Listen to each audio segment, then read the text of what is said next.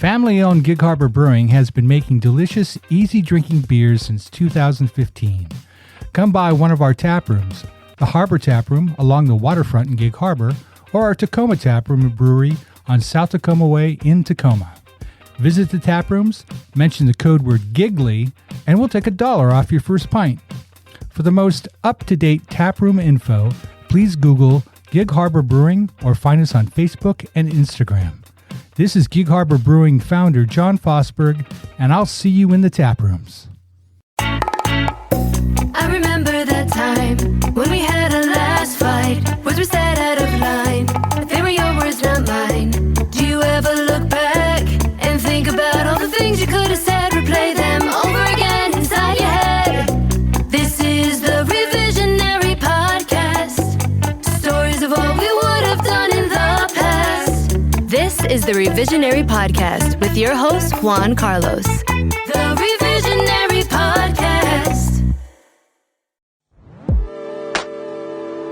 Welcome to Redux, a podcast about music, by a music lover, for music lovers.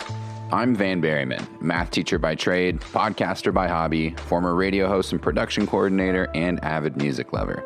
Step into Redux for deep looks into album reviews with a concise but thorough comparison of an artist's first album to their most recent and their journey to get there. Plus, top 10 lists, best ofs, and other musical inputs to get you through the day. If you like what you hear, drop a follow on Instagram at Redux Podcast and feel free to let me know there what reviews you want to hear. Come along on this journey with me, sit back, and enjoy the ride. This is the Revisionary Podcast. Stories of all we would have done in the past. Hello, and welcome to another episode of the Revisionary Podcast. And as always, I am your host, Juan Carlos. So first and foremost, I want to take a moment out to apologize to all of you revisionaries. Quite honestly, the past few weeks have been a little bit, hectic on my end. So I've kind of dropped the ball. I've been a little bit busy. Phil has filled you in on some of the stuff that's been going on. But, there's been other things. But I'm back, okay? So we figured it out. We got it ready to go. However, here's what I'm going to do. Because of the holidays and everything that's coming up, I'm going to actually release some previously unreleased older episodes. There's still episodes that I enjoy. I just, for one reason or another, have not had an opportunity to release them. So we're going to do that. And then hopefully, in a few weeks, we'll get right back to hitting you with brand new episodes. So thank you for sticking through this with me. And, I want to say thanks to Phil for filling in admirably while I was gone. But let's not dwell on this too much, and let's just get right to it. If this is your first time listening to this podcast, the way this works is we bring on guests, usually comedians, who tell a nonfiction story about their lives in which they wish things had gone a little bit differently. Afterwards, we give them an opportunity to tell the same exact story, except the second time, they can change any facts or details that they would like about the story. So, this is an older one that we actually recorded when the podcast first started, and honestly, it just fell through the cracks, but I wanted to make sure that we air it, because I had an opportunity to sit down with Jordon Ferber, and let me tell you this, let me make this abundantly clear to anyone who's listening. Jordan is one of those comedians who I know from New York, who, I actually consider a buddy. He is such a good guy, salt of the earth human being. I always enjoy being around him. He, just good vibes all around. And he's a diehard Knicks fan. So as anyone who knows me knows that I'm a diehard Knicks fan. So we love arguing over Knicks basketball. That's just one of my favorite things to do. But he's really legitimately just a good guy. So I'm really excited. That's why I'm telling you, this is one of the first episodes that I was able to record, because when this whole podcast started, he was one of the first people I wanted to get on the podcast. He's actually really good friends with Tracy. So for those of you guys who have been listening for a while, yeah, he's really good friends with Tracy Jane. That's actually how I met him. I met him in a comedy competition in New York, and we were both ripping. And again, it was just one of those cosmic moments where you meet someone and you're like, yo, you're cool, and we just vibe.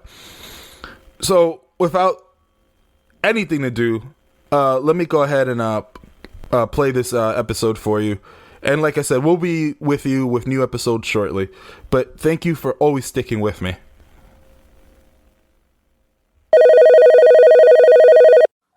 Hey, Jordan, how are you?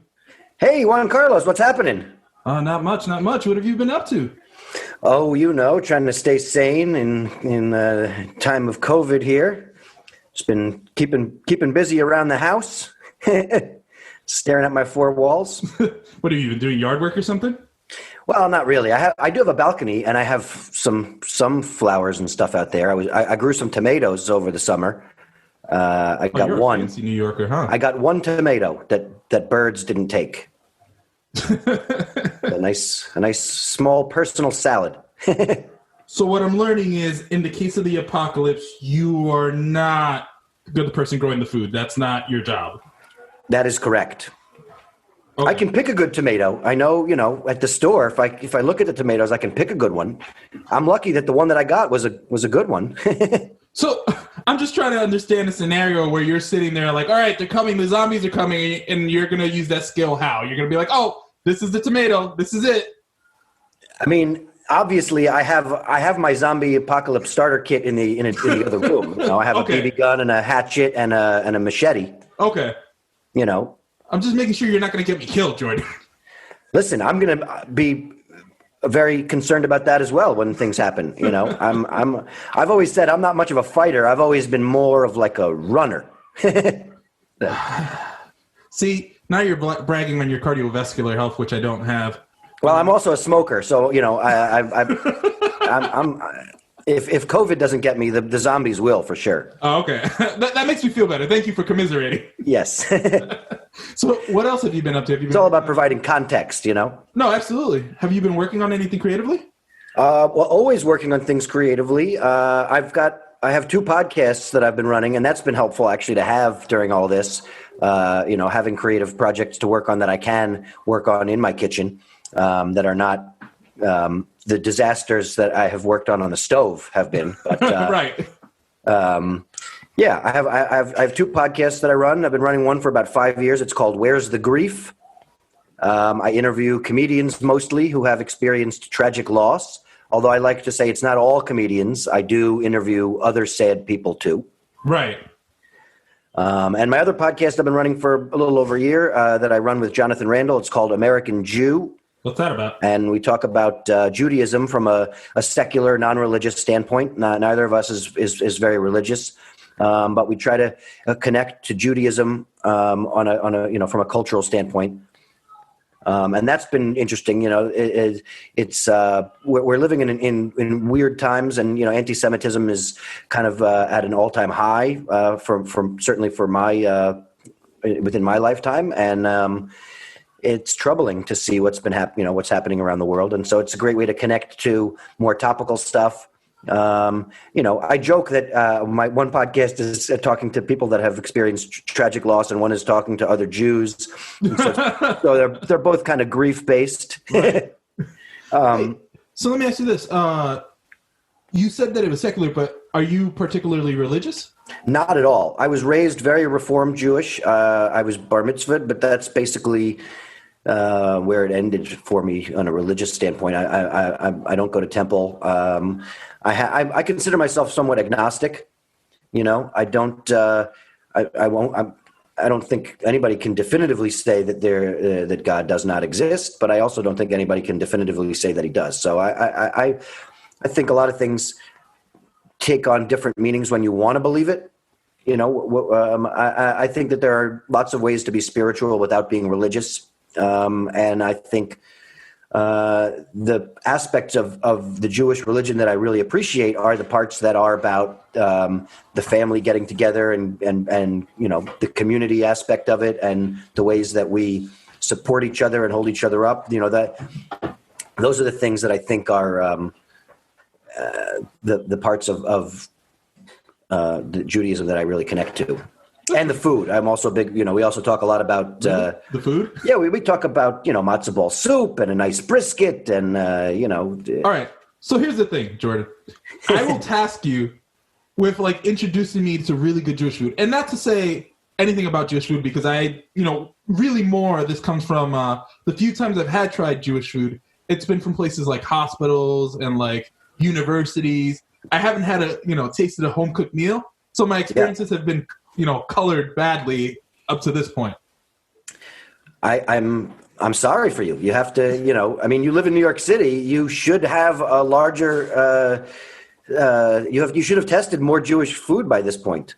No, I'm honestly disappointed. I will say though, this. Like you don't eat pastrami or corned beef or no, you haven't had a matzo ball soup? You haven't gone to Katz's? I've been to Katz's. But I will say this, latkes are delicious. You gotta love a latke. They're delicious. And I'm gonna butcher this pronunciation, so don't kill me here. But potato knish? Potato knish, okay. Yeah, those are Jewish, right? I mean, yeah, they're. I mean, I don't know if they're necessarily just Jewish. I mean, I know that knishes they're Eastern European. Right. Point is, those are delicious. I used to love cutting them up with a little cheese and like letting them melt on the inside. Hey, I'm just saying. Yeah, I love a nice potato knish. You put a little pastrami in there too. Ooh, beautiful. It's funny. I actually, I'm ashamed to admit, I don't eat meat. Well, that's on you. I'm missing out, right? Yeah. All right. Well, let's not dilly-dally too much further. Why don't we... You get a couple of comedians on the line. We're probably going to dilly and dally. I mean, there's going to be a little bit of that. Yeah, but, I don't need to focus on my shortcomings, you know what I mean? And blast them out to the world repeatedly, okay? So... Right. We don't want to get the audience too hungry right up top either, because they'll turn us off and go get a nosh. Yeah, right. That's the other problem I'm facing. So why don't we go ahead and I'm going to cede the stage to you. Jordon, go ahead and tell us your story. The story that one of the few times in my career that I really do kind of kick myself for how I did things was early in my career. I was on the Emerging Comics Contest as part of the Underground Comedy Festival. For those who are listening who aren't necessarily comedians, could you explain how this process works, how you get in and everything leading up to it, please? To the comedy contest? Yes. Well, first of all, I want to just say up top, I find that a lot of these comedy contests are... I think comedy contests are one of the worst things in comedy because it's hard to compare two comedians, Absolutely. Everybody has their own style, their own different thing. And, it's hard enough not to compare myself to other people that are more successful than me. I can only really compare myself to myself. Right. I try to keep that in mind. It's been a number of years since I did that contest. I submitted a tape and And you were picked. And I was picked. That's how it worked, I think. These comedy contests it's such a weird thing to me, comedy is at its best when there aren't any rules or, things that you're supposed to do. Like it can just be what it is and you can appreciate it for what it is. But you start putting, markers on it. Well, it has to be this and now it has to be this and it has to be this long and it has to, so it's like, you, by judging it the way they do, it almost takes the comedy out of it. Like you're not going to get the same kind of set from a comedian that you put all those restrictions on, or Mm-hmm. I always feel like when I'm taping a set, I'm never as loose as I am when I'm not taping. Like if I know that I'm taping it because I'm trying to get a tape out of it, that's never as good of a set because I'm just not as loose. I'm too stuck in my own head about it. And I feel like these comedy contests are the same way. Mm-hmm. This particular contest, they told us we had 7 minutes. It was going to be a 7-minute set. So I, planned out my 7 minutes. I spent a good month almost, running it at various spots. And then literally the night of the show, they told us about half an hour before we went on that the show started, actually, you're only going to have 6 minutes. Okay. Which, kind of difficult to cut a minute out on the fly when you've, really practiced the whole thing. And for those of you guys who aren't comedians who are listening, part of what he's trying to explain that's really difficult is that there's a rhythm to comedy. So cutting off a whole minute might throw off a transition. It might throw off, a punchline here and there. And it just changes a lot more of your set. Like a minute is actually very crucial in comedy. Yeah, and it's not like you can just stop at 6 minutes. Like, just don't do the big closer you were going to do. Right. I will also say the other monkey wrench in the plans that got thrown in there was that the guy who was running the show was friends with another comedian who was a friend of mine who was not on the show, but he had helped with some of the booking, I guess. told me ahead of time that he thought I had a good, probably the best shot of winning, and he had rigged the lineup to give me, one of the best spots on the show, Right. Which I thought would have been early in the show, but it turns out he said no. For a contest, traditionally a regular comedy set, you want to go third or fourth. Those are like the powerhouse spots. Right. But for a contest show, you want to go towards the end so that they remember you the most. So they put me up second to last. Mm-hmm. And I'm already in my own head, whatever about this. But to tell me this ahead of before the set anyway, now I'm like, oh, I guess I'm a shoo-in. I've I psyched myself out and back in every way I possibly could. And my opening joke was a Halloween joke, followed by a joke that was about my appearance and how the glasses I was wearing were these little tiny round glasses, and so I had a Harry Potter joke. I've seen you. Do you still wear those? I do still wear them. I'm just wearing sunglasses. Yeah. For the purposes of the story, I guess I'll put them on. So for those of you guys who are listening, he does wear these like little glasses. He just put them on. Yeah. And I guess the best way to describe them is like each lens is about the size of a quarter. Would you say? Yeah, that's about right. Yeah. Yeah, they're small. They're they're my John Lennon glasses. Or I had a Harry Potter joke that I was doing, and for a while I actually had to open with the Harry Potter joke because I wanted to make sure I was the first person that said it. Because sometimes if I didn't, I wasn't. Right. But in this particular case, it was like the second joke. I had a Halloween joke, and then it would segue into the Harry Potter joke. I went on so late in the show that I guess this group of guys that were sort of somewhat in the back had a bit to drink, and I actually heard them say pretty loudly, "Oh man, it's Harry Potter," before I got to it. Right. And there were cases where I had heard something like that happen, and I would say I would address it. Calm down, buddy. The Harry Potter jokes are coming. Don't worry. Right. But I was kind of thrown, and I didn't do that. I just kept plowed ahead with my set. Mm-hmm. And in retrospect, I really kind of wish I had addressed it a little bit, because I felt like, it's always one of those things. If you get heckled at a show and you don't address it, it gives more people license to yell stuff out also, and you lose a little bit of respect from the audience but when you show them that you're willing to accept that. When you hit back hard, the audience is like, oh, this guy knows what he's doing. I'm not going to mess around. But if you let it happen, people are like, this guy's nothing. I'm going to yell out something too now. Right. But even that, I just felt like, it felt like the wind got taken out of my sails in that moment. And halfway through my set, I had a whole chunk of material about Jesus being a pot smoker. Oh. And there was a family of like an older black family sitting up front. And like I could just tell that they, you do jokes about Jesus. They were shaking their head at me. I lost them. And they were like right up front. I couldn't even ignore them. Right. I mean, I shook my head at you a little bit just now. Well, so ultimately, I should have maybe chosen some different material. In any case, the person who won the comedy contest was the person that went on after me. Right. It was Tracy Jane. Oh, actually. Well, so most of you guys know Tracy. By now, her episode has aired. So clearly, now you can make the connection. That's actually how I met Jordon, by the way, through Tracy. That was where I really met Tracy. Was at that show. Wow. Yeah. I think I had hung out with her maybe a couple times before that, but this is when I really got became friendly with her. And she won. She was great, obviously. She's phenomenal. And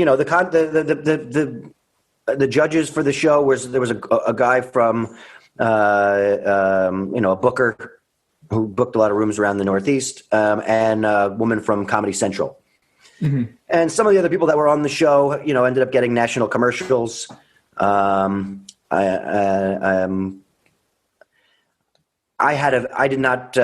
was not happy with my set, and my girlfriend broke up with me at the end of that show as well. Because of your set? Well, not because of my set. Oh.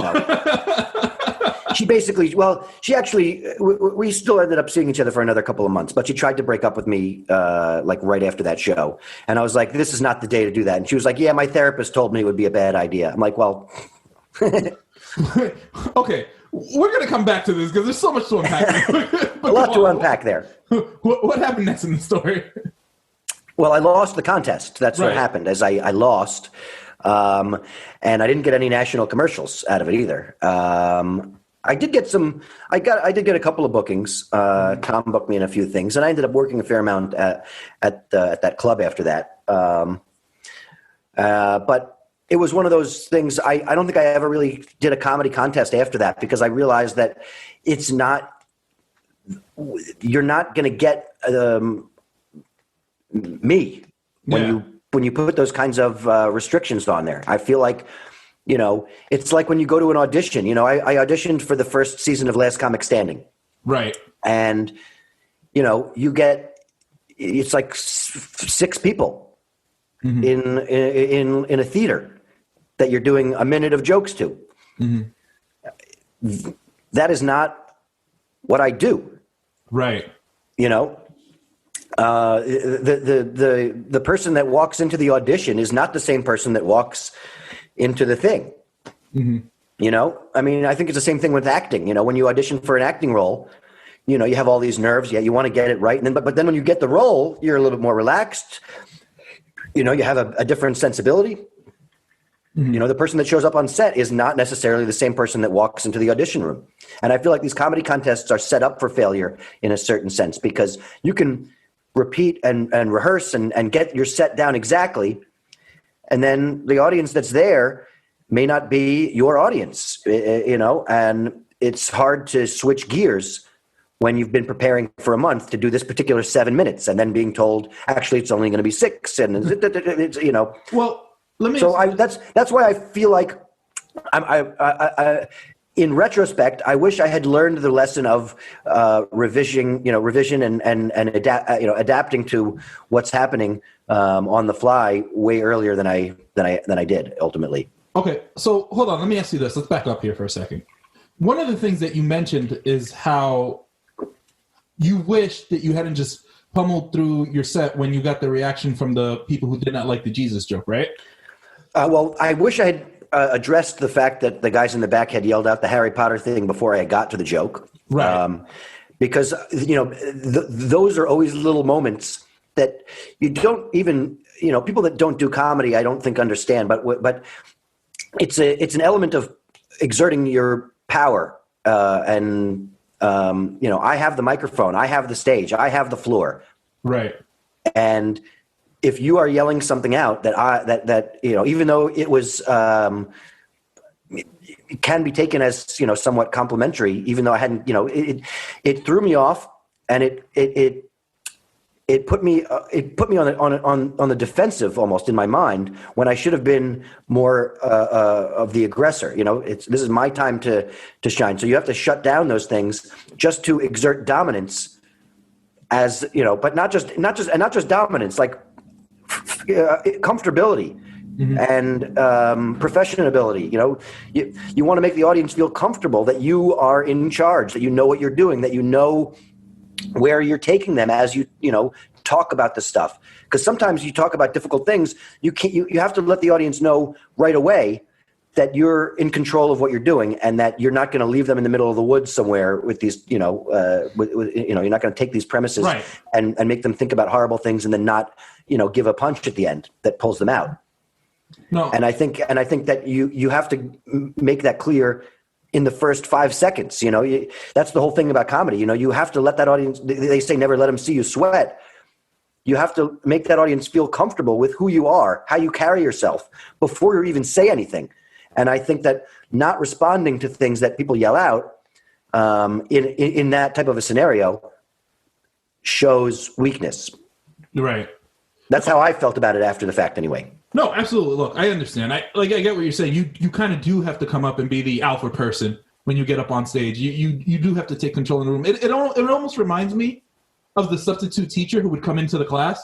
Yep. If they didn't establish themselves immediately you knew they were in for a long day because all of the students were going to run around and throw paper and do whatever it is that they wanted to do.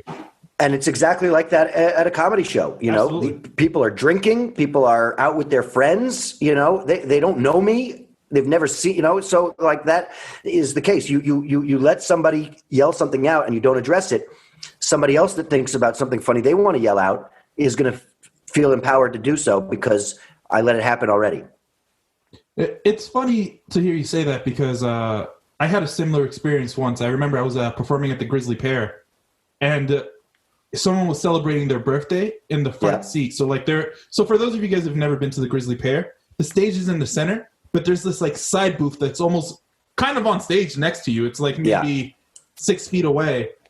And he was celebrating his birthday, and he starts yelling at me to heckle. And I remember losing it. Like, I got angry, and I started, like, making fun of him. And in retrospect, while I definitely should have responded, that's not how I should have responded because it took away from my stage time.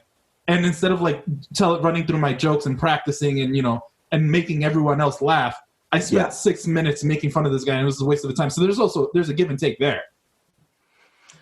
Yeah, for sure. You don't want to make, especially if it derails from what you want to talk about, or it doesn't showcase the type of stuff that you want to do.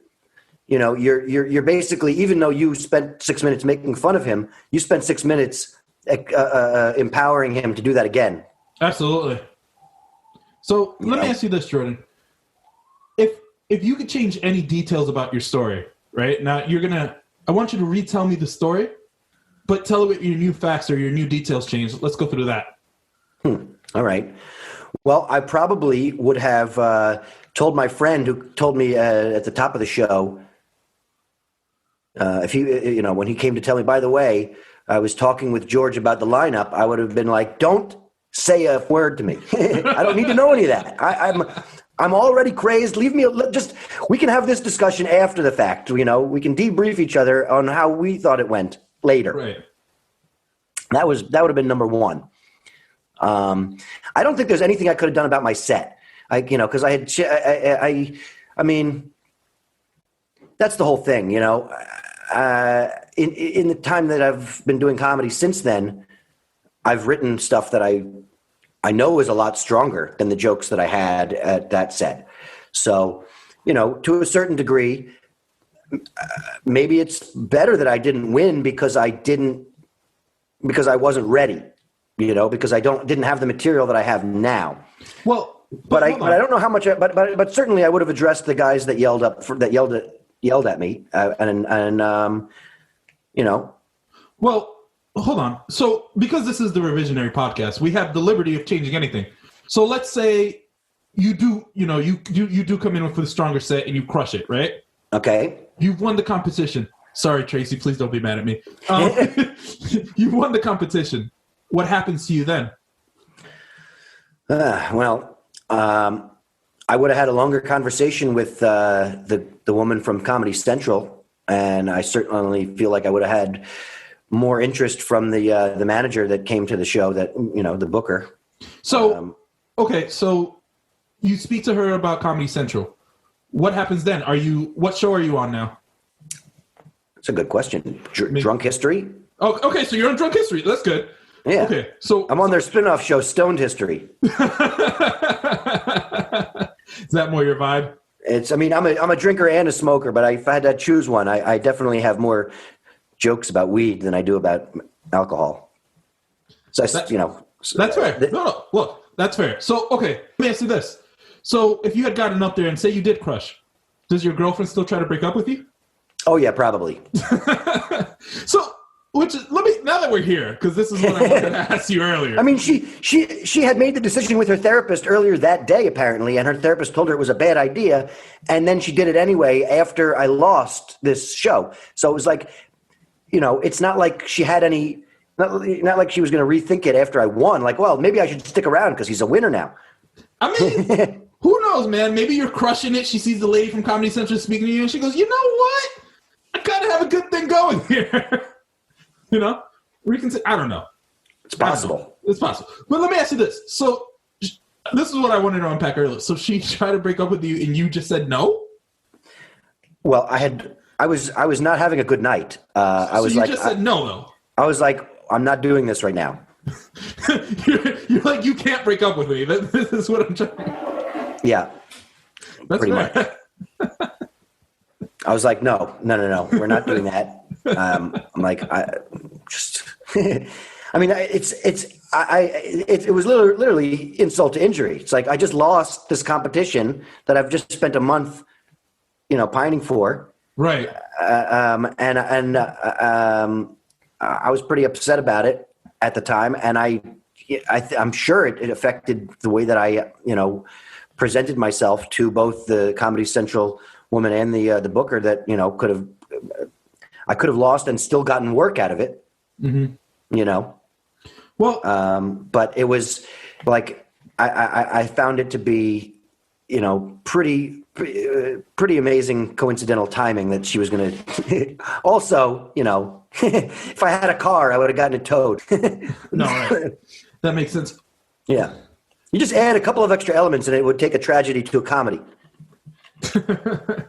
So, okay, the big thing that you would change is how you dealt with the hecklers, right?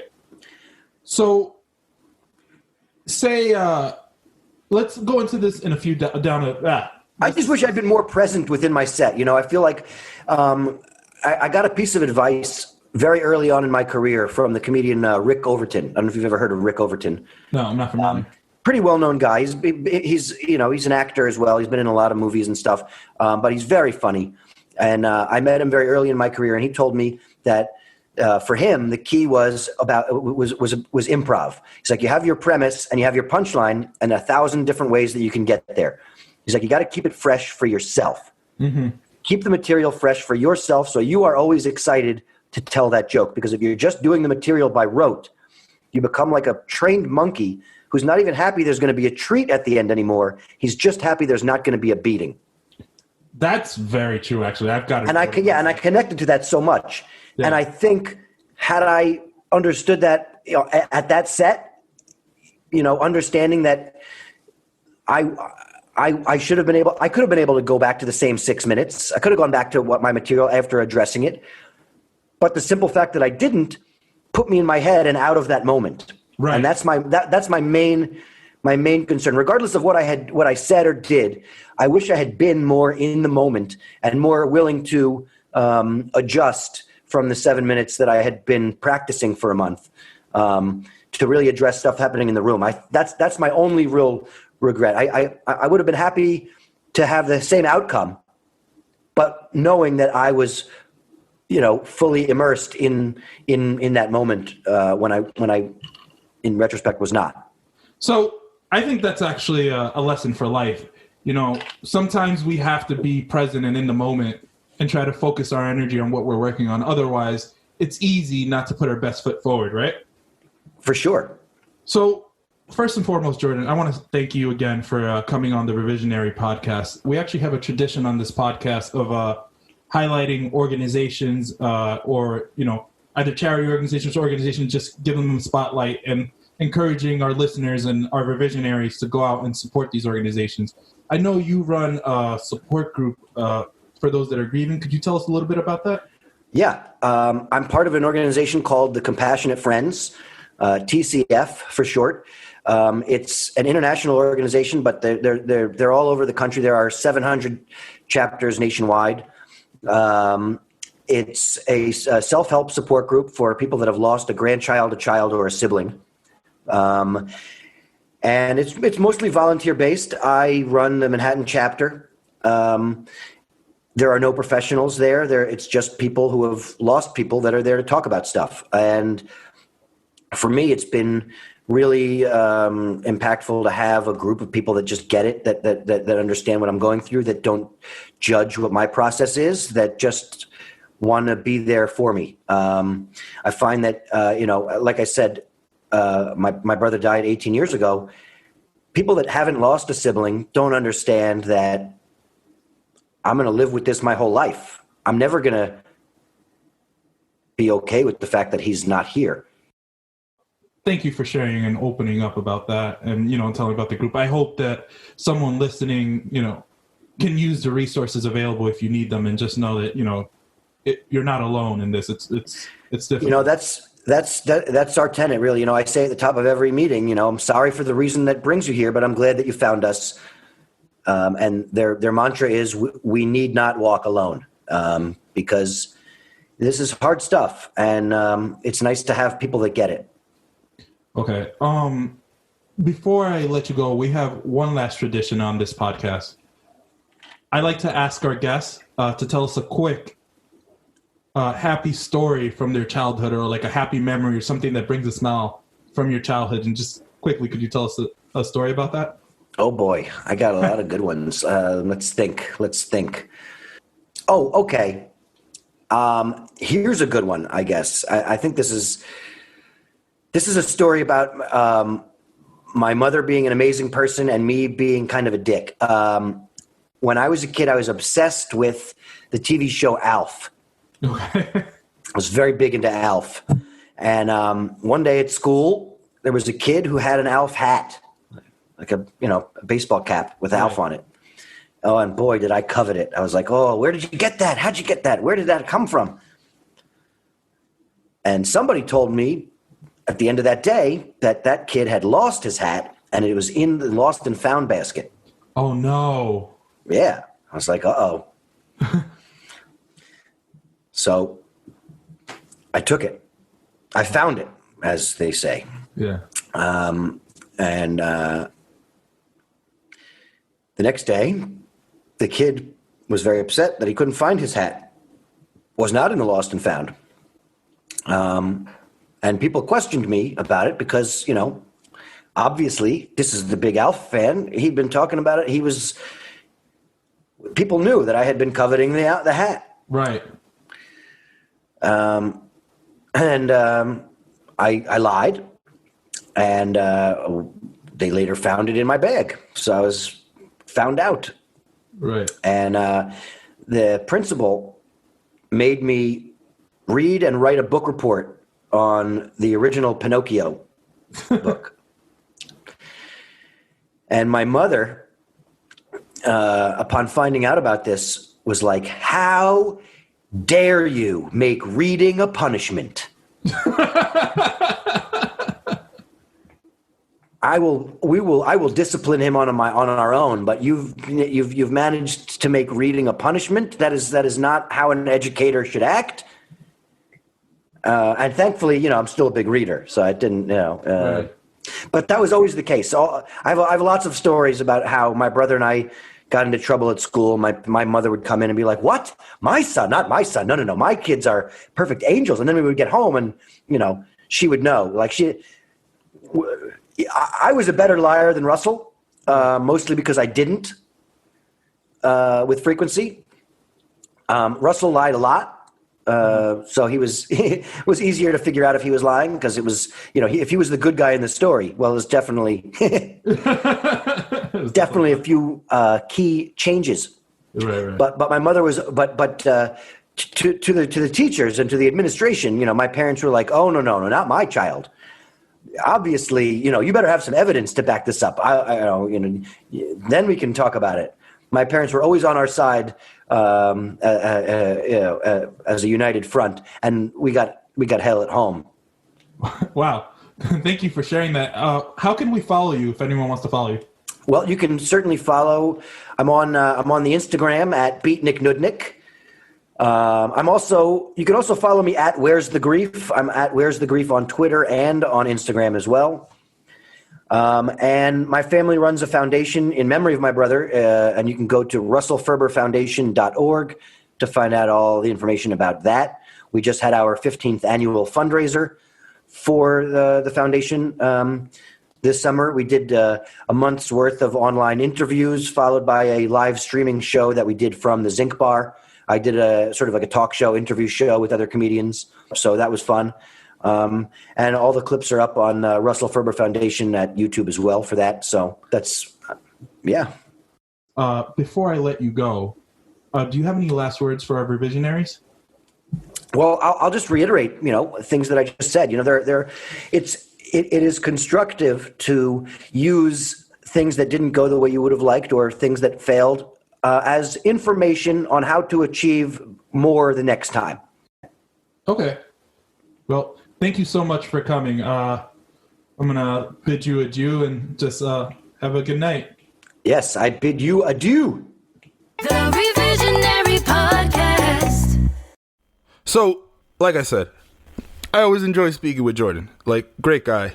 It's always a pleasure to be able to sit down with him, and I'm glad that we got to release that episode. Like I said, I've been meaning to release it for a while, and it became one of those things where, like, you know, things got so crazy, and you know, and then after a while, I was sitting there, I was like, oh well, you know, did I miss my window? But I was like, no, this has to be aired. It needs to be listened to. I'm glad that we got to do it. So, with that being said, as always, to all the revisionaries, thank you for listening. This is the Revisionary